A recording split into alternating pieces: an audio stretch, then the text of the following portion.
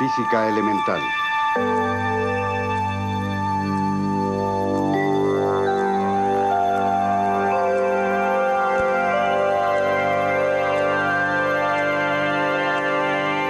El calor y los estados físicos de la materia.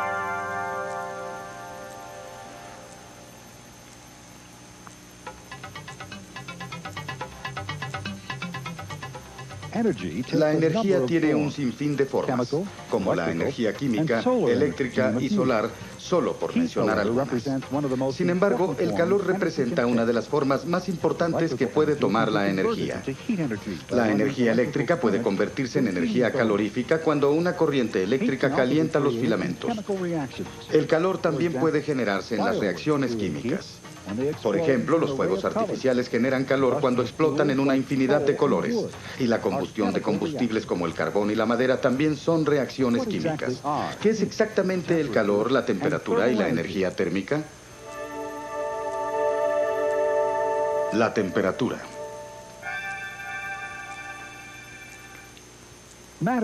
La materia está compuesta por átomos y moléculas que están en constante movimiento. A la energía del movimiento se le llama energía cinética. La cantidad de movimiento en un átomo o una molécula es el reflejo de su nivel de energía. La temperatura es la medida promedio de la energía cinética que tienen las moléculas de un objeto. Por ejemplo, la cantidad promedio de energía cinética de las moléculas en la atmósfera es más alta en un día de verano que en un día de invierno. Nosotros podemos incrementar el porcentaje de temperatura de los materiales aplicándoles energía térmica, con lo cual incrementamos su energía cinética. Si se aplica suficiente energía térmica a un material, este cambiará de estado. El calor y la energía térmica. El calor es la cantidad de energía térmica que un objeto es capaz de transferir a otro. El calor se mide en unidades conocidas como joules. La energía térmica, como toda forma de energía, es capaz de generar trabajo. Este puede usarse para producir el vapor que se utilizaba en las locomotoras o para disminuir la densidad del aire en un globo de aire, haciéndolo más ligero que el aire que le rodea y permitiéndole elevarse y volar. También es la fuerza principal detrás de la evaporación del agua y de la formación de nubes. El viento es el resultado de la irregularidad en el calentamiento de la atmósfera. El viento sopla como resultado de un pesado y frío aire que desplaza a uno caliente y ligero. Energía potencial y la conservación de la energía. La energía potencial en un combustible como el carbón y el gas natural se convierte en energía térmica al arder. Muchas plantas de energía queman carbón o gas natural para hacer girar las pesadas turbinas que generan la energía eléctrica que ilumina nuestras ciudades y da fuerza a nuestras industrias. La cantidad de energía eléctrica que se produce al quemar carbón o gas natural no es más grande que la energía potencial disponible en el carbón o en el gas natural. En realidad, la cantidad de energía eléctrica que se produce es menor que la energía potencial del carbón o del gas natural ardiendo, ya que no toda la energía térmica se convierte en electricidad, porque escapa a la atmósfera como calor en forma de vapor, como el que se eleva de esas torres de condensación. Además, los generadores eléctricos pierden calor debido a la fricción y a otras causas. Pero si añadiéramos toda la energía calorífica perdida a toda la energía eléctrica producida, obtendríamos el 100% de la energía potencial del carbón. La ley de la conservación de la energía afirma que el total de la cantidad de energía en cualquier sistema aislado permanece constante. La energía solo cambia de forma, pero no puede destruirse o crearse. Actualmente en los Estados Unidos la energía cambia de forma constantemente. De calor a luz, a energía mecánica que hace funcionar nuestros autos y que impulsa a la industria. A la ley de la conservación de la energía también se le conoce como la primera ley de la termodinámica. La termodinámica es el estudio de la interacción entre energía térmica y la materia. El calor y los estados de la materia: sólido, líquido, gaseoso y plasma. El estado de la materia puede cambiar con la aplicación de energía térmica. Los sólidos pueden transformarse en líquidos y los líquidos pueden transformarse en gases por medio de la aplicación de energía térmica.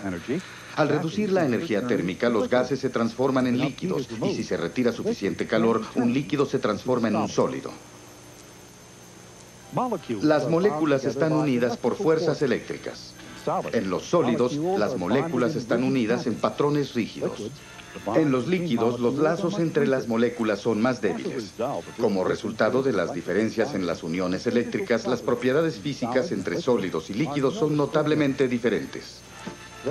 Los líquidos pueden derramarse porque las fuerzas de atracción entre las moléculas son muy débiles, lo que facilita que las partículas se muevan de un lado a otro. Las uniones entre las partículas de los gases son más débiles que las uniones entre los líquidos. Los gases pueden expandirse y llenar sus contenedores porque las fuerzas de atracción entre sus moléculas son muy débiles para superar su energía cinética. Para que una sustancia cambie de estado de sólido a líquido, la energía necesita vencer la atracción entre los átomos y las moléculas que conforman la sustancia. Se presenta un fenómeno interesante cuando aplicamos energía térmica para convertir un sólido en un líquido.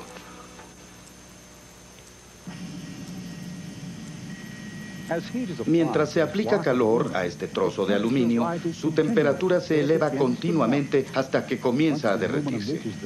Una vez que el aluminio alcanza este estado y aunque se siga aplicando calor, la temperatura del aluminio permanece constante hasta que todo el aluminio se convierte en líquido.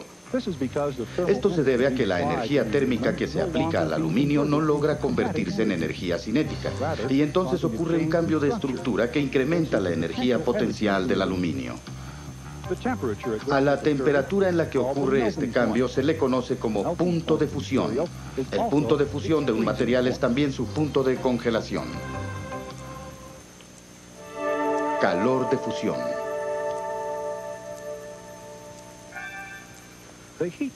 Al calor necesario para convertir una sustancia de sólido a líquido, mientras que su temperatura no aumenta, se le conoce como calor de fusión.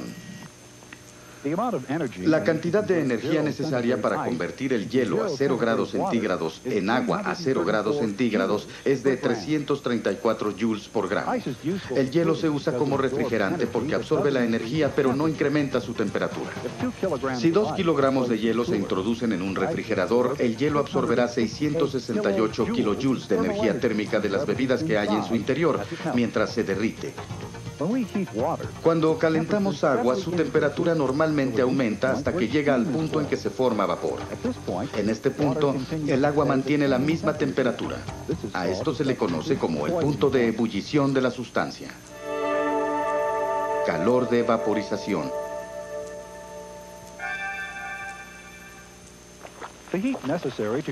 Al calor necesario para convertir el agua hirviendo en vapor se le conoce como calor de vaporización. Siempre se absorbe energía térmica cuando la materia va del estado líquido al estado gaseoso. Es por eso que cuando el sudor se evapora nos refresca en días calurosos o después de un esfuerzo físico. Por cada gramo de sudor que se evapora de nuestro cuerpo se retiran 2.260 joules de energía térmica. Como resultado, nos sentimos más frescos. Expansión y contracción.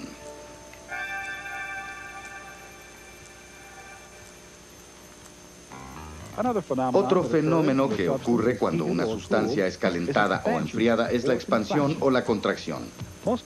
Muchos materiales se expanden con el calor y se contraen cuando se enfrían. Por ejemplo, el alcohol o el mercurio en un termómetro se expande y se eleva cuando se le aplica calor. Esto se debe a que se incrementa su energía cinética, lo que provoca que las moléculas que vibran entre sí lo hagan a mayor velocidad, incrementando la separación promedio entre ellas. Cuando el calor se retira, las partículas se detienen y el líquido se contrae. Los materiales diferentes no se expanden y se contraen al mismo ritmo. Por ejemplo, los sólidos no se expanden tanto como los gases o los líquidos cuando se calientan. Además, algunos sólidos se expanden de diferente forma. En las tiras metálicas enrolladas que se usan para controlar termostatos, el mercurio que se coloca en la parte superior del embobinado, que es donde opera el horno, es cerrado y abierto por el movimiento del embobinado al expandirse y contraerse con las variaciones de temperatura. Se colocan uniones de expansión en las aceras y carreteras para que cuando el concreto se expanda debido a la temperatura pueda ser absorbido por esas uniones, evitando que el rígido concreto se estrelle y rompa.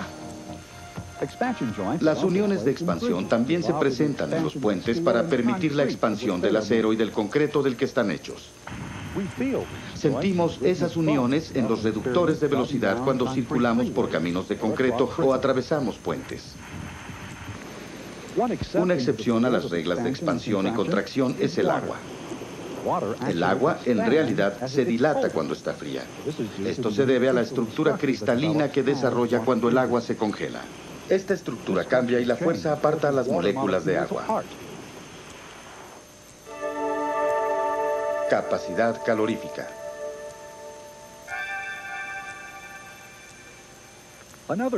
Otra diferencia entre los materiales es su capacidad calorífica. La capacidad calorífica de un material es la cantidad de energía calorífica que puede absorber antes que la temperatura de un gramo de materia se eleve 1 grado Celsius. La capacidad calorífica específica del agua es de 4.18, para en el acero es de 0.45. Esto quiere decir que el agua es capaz de absorber aproximadamente 10 veces más calor que el acero en cantidades iguales, antes que su temperatura se eleve 1 grado centígrado. Es por esta razón que el agua se usa como refrigerante en los motores de combustión de los automóviles. Esto también explica por qué suele estar más fresco sobre el agua que sobre la tierra, ya que se requiere de mucha más energía para calentar el agua que la tierra. La tierra tiene una mayor capacidad calorífica que los cuerpos de agua como lagos y océanos. La capacidad calorífica específica del agua también la convierte en un excelente colector solar. Puede absorber grandes cantidades de energía durante el día, sin un gran incremento en la temperatura. En la noche la energía almacenada se libera lentamente. El calor o la energía térmica se mide en calorías. Una caloría es el calor necesario para elevar la temperatura de 1 gramo de agua a 1 grado Celsius. Una caloría es igual a 4.18 joules. Cuando dos objetos de diferente temperatura se ponen en contacto entre sí, la energía térmica siempre se transmite del objeto más caliente al más frío. A este fenómeno se le conoce como la segunda ley de la termodinámica. La energía térmica puede transmitirse en 3 formas diferentes: conducción, convección y radiación. Transferencia de energía térmica, la conducción.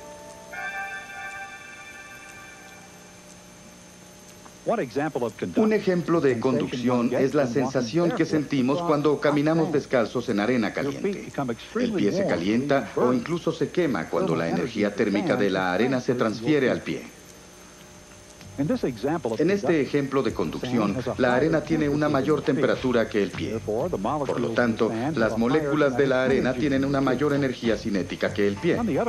Por otro lado, si se camina en un arroyo, el calor del pie se disipa dentro del agua y el pie se refresca. En ambos casos, la energía térmica se transmite por la conducción de partícula a partícula. La transmisión de energía térmica por conducción ocurre en sólidos, gases y en líquidos. Transferencia de energía térmica, convección. El calor también puede transmitirse en un proceso llamado convección. La convección solo ocurre entre líquidos y gases. El proceso de convección ocurre cuando la energía térmica provoca corrientes que se convierten en líquidos y gases. Cuando se aplica calor a la atmósfera a través de una carretera caliente o por el impulso de un avión, las moléculas del aire se excitan y tienden a separarse. El aire caliente menos denso se eleva, mientras que el aire más frío es llevado hacia abajo por la gravedad. Este movimiento de aire de diferentes temperaturas crea una corriente de convección. El viento y las nubes que dan forma al clima son finalmente el resultado de la convección del flujo de aire en la atmósfera. Las corrientes de convección no pueden ocurrir en el vacío del espacio, ya que no hay ni líquidos ni gases en los que la corriente de convección pueda desarrollarse. Transferencia de energía térmica, radiación. Sin embargo, la radiación donde la energía se transfiere en ondas sí puede ocurrir en el vacío. La radiación no depende de partículas que muevan la energía. El calor del sol que sentimos en un día frío de invierno, a pesar que el exterior esté frío, es el resultado de la radiación infrarroja del sol. El calor radiante puede atraparse fácilmente detrás de muros de vidrio para crear el conocido efecto invernadero. Los rayos de la radiación infrarroja calientan varias superficies dentro del edificio y a través de la conducción y de la convección, el aire caliente circula por todo el edificio, pero la energía calorífica que se incrementa continuamente es incapaz de escapar debido al mismo cristal. Conductancia térmica.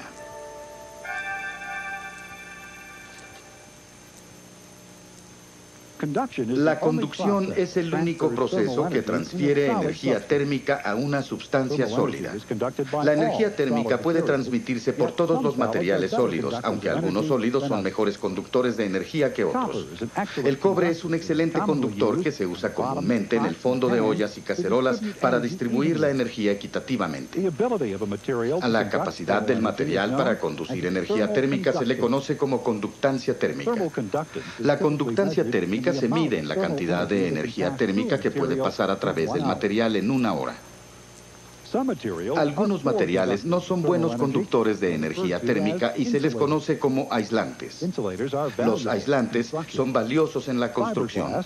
La fibra de vidrio es un aislante que se instala en el desván y en la pared de las casas para reducir la pérdida de calor durante la conductancia. En el verano, los aislantes reducen la conductancia del calor exterior a la casa. A la capacidad de los materiales aislantes se les conoce como resistencia térmica y es representada por la letra R. El aislamiento total de una construcción se puede encontrar al sumar los valores de resistencia individuales en cada parte de la construcción. El aislamiento con fibra de vidrio que se aplica en las paredes de las construcciones nuevas suele tener una resistencia de 19, mientras que el aislante del ático tiene una resistencia de 30. El calor y otras formas de energía.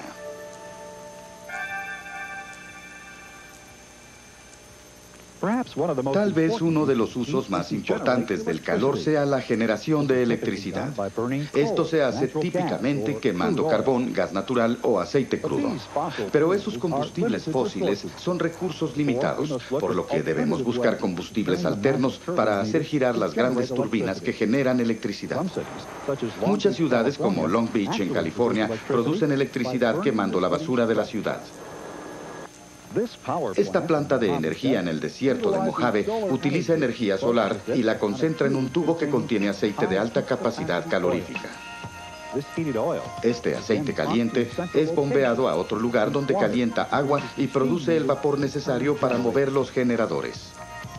De igual forma, la energía solar en la forma de viento se utiliza para hacer girar la turbina de los generadores en las granjas de viento del norte y sur de California.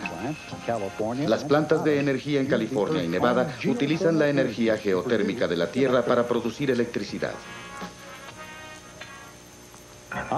En el Sol se genera una enorme cantidad de energía al unir o fusionar átomos. En el futuro existen planes para crear reactores de fusión aquí en la Tierra que permitirán producir energía nuclear sin el peligro y los mortales derivados que se presentan en las plantas de energía nuclear. El calor es una fuente de energía importante para la vida en la Tierra. El calor no permite cambiar el estado de la materia, con lo que podemos darle gran variedad de formas. La energía calorífica es la fuerza que está detrás de un avión. de un cohete y de los motores de combustión interna. La energía calorífica que proviene de fuentes como el sol y el carbón se utilizan para generar la electricidad del mundo. Por esta y otras razones importantes, los científicos e ingenieros continúan estudiando la naturaleza de una de las fuentes energéticas más dinámicas del universo, el calor.